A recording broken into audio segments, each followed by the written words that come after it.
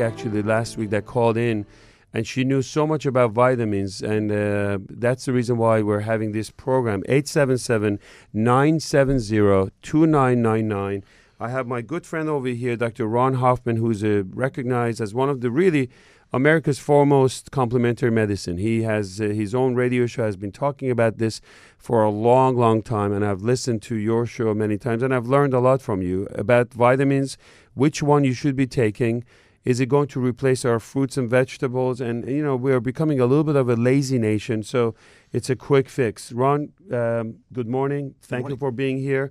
Dr. Hoffman, 50% of Americans are taking vitamins. It's become like a huge business. Somewhere between $15 billion to $20 billion a year is going into this. And since 1970, the amount of consumption of vitamins has gone up almost doubled and tripled. And I talk to my patients. They come in now with bottles after bottles of these vitamins saying like, Doc, you know, is this going to keep me healthier?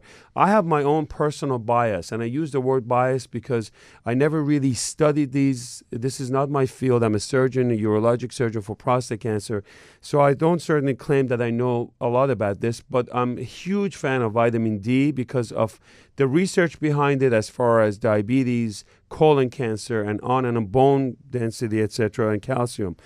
But, you know, tell us about vitamins. You know, what do we need to know? Are they real?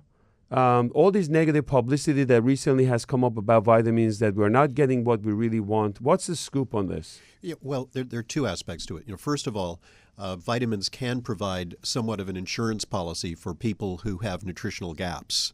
So there's a rationale for, say, more magnesium. For the vast majority of Americans who eat refined foods, they're under a lot of stress. They may literally leak magnesium from their bodies. The estimates are that maybe 80% of Americans have suboptimal levels of magnesium. And this is not the classic vitamin deficiencies that we learned about in medical school. You know, we have beriberi, and we have rickets, and we have these terrible nutritional deficiency disorders, which are rare in America because we mostly get adequate diets. But then there's the issue of, can we optimize our performance by taking a little more? And then yet another issue is the targeted use of specific nutrients for specific conditions. And that's really what interests me in my practice, is what we term nutraceuticals, you know, specific nutrients that can hone in on certain health issues.